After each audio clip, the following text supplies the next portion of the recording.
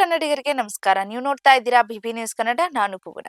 ಪ್ರತಿ ವರ್ಷ ಜನವರಿ 26ರಂದು ನವದೆಹಲಿಯ ರಾಜಪಥದಲ್ಲಿ ಅದ್ದೂರಿ ಮೆರವಣಿಗೆಗಳು ಸಾಗುವ ಪ್ರತಿಯೊಬ್ಬ ಭಾರತೀಯನ ಎದೆಯೂ ಕೂಡ ಹೆಮ್ಮೆಯಿಂದ ಒಪ್ತದೆ. ಆದ್ರೆ ನಮ್ಮೆಲ್ಲರ ಮನದಲ್ಲಿ ಒಂದು ಪ್ರಶ್ನೆ ಇದ್ದೇ ಇರ್ತದೆ.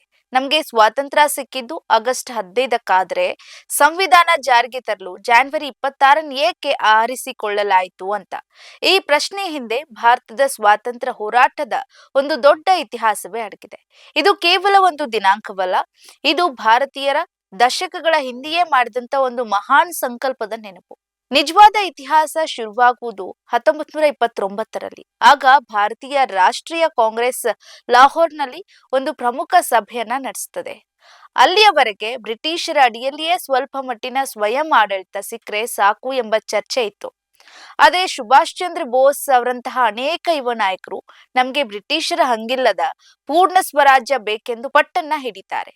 ಇದರ ಫಲವಾಗಿ 1930ರ ಜನವರಿ 26 ಭಾರತದ ಮೊದಲ ಸ್ವಾತಂತ್ರ್ಯ ದಿನ ಅಂತ ಆಚರಿಸಲು ನಿರ್ಧರಿಸಲಾಗುತ್ತೆ. ಅಂದು ದೇಶಾದ್ಯಂತ ಜನರು ನಾವು ಇನ್ಮುಂದೆ ಸಂಪೂರ್ಣ ಸ್ವತಂತ್ರರು ಅಂತ ಪ್ರತಿಜ್ಞೆಯನ್ನ ಮಾಡಿದ್ರು.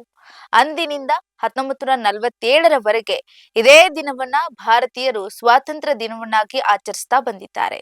1947ರ ಆಗಸ್ಟ್ 15ರಂದು ಬ್ರಿಟಿಷರು ಅಧಿಕಾರ ಬಿಟ್ಟು ಹೋಗುವ ದಿನಾಂಕವನ್ನ ಅವರೇ ನಿರ್ಧರಿಸಿದ್ರು. ಹೀಗಾಗಿ ನಮ್ಗೆ ಆ ದಿನ ಸ್ವಾತಂತ್ರ್ಯ ಸಿಕ್ಕಿತ್ತು. ಆದ್ರೆ ಆಗಸ್ಟ್ 15ರ ಬಳಿಕವೂ ಭಾರತಕ್ಕೆ ತನ್ನದೇ ಆದ ಕಾನೂನುಗಳಿರಲಿಲ್ಲ. ನಾವು ಬ್ರಿಟಿಷರ ಹಳೆಯ ಭಾರತ ಸರ್ಕಾರದ ಕಾಯ್ದೆ 1935ರ ಅಡಿಯಲ್ಲೇ ಆಡಳಿತ ನಡೆಸಬೇಕಿತ್ತು.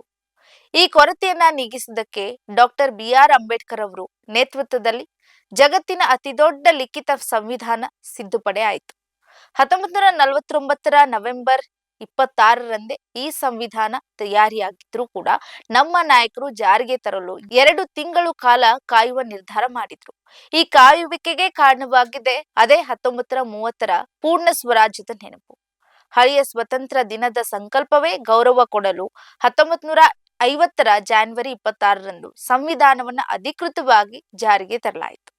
ಅಂದಿನಿಂದ ಭಾರತವು ಬ್ರಿಟಿಷ್ ರಾಜಪ್ರಭುತ್ವದ ನೆರಳಿನಿಂದ ಹೊರಬಂದು ಸಾರ್ವಭೌಮ ಪ್ರಜಾಸತ್ತಾತ್ಮಕ ಗಣರಾಜ್ಯವಾಗಿ ಜಗತ್ತಿನ ಮುಂದೆ ನಿಂತಿತ್ತು. ಹೀಗಾಗಿ ಆಗಸ್ಟ್ 15 ನಮಗೆ ಸಿಕ್ಕ ಬಿಡುಗಡೆಯ ಸಂಕೇತವಾದ್ರೆ, ಜನವರಿ 26 ನಾವು ನಮ್ಮನ್ನ ನಾವೇ ಆಳಿಕೊಳ್ಳಲು ಶುರು ಮಾಡಿದ ಪವಿತ್ರ ದಿನವಾಗಿದೆ.